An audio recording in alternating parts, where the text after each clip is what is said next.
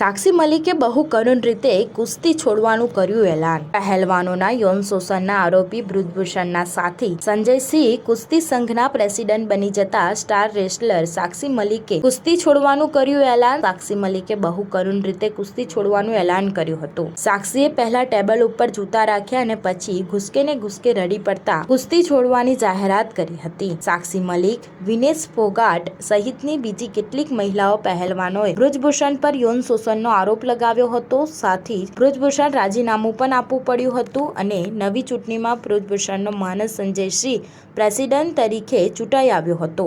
સાક્ષી મલિકે સંજય પણ બ્રિજભૂષણ જેવો લાગ્યો છે। સાંભળો કુસ્તીબાज साक्षी मलिक શું કહી રહી છે।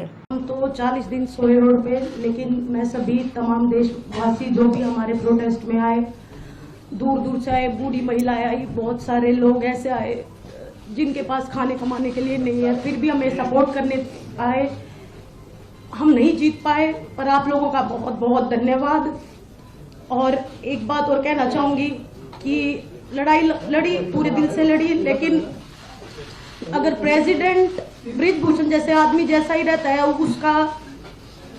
उसका बिल्कुल सहयोगी है, उसका बिजनेस पार्टनर है, वो अगर इस फेडरेशन में रहेगा तो मैं अपनी कुश्ती को त्यागती हूँ और मैं आज के बाद कभी भी आपको वहाँ नहीं दिखूंगा।